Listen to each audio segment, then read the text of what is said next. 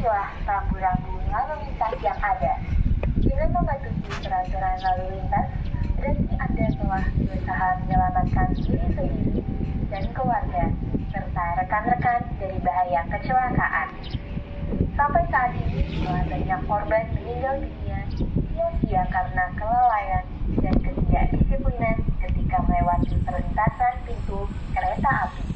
Terima kasih atas kedisiplinan Anda dalam lalu lintas.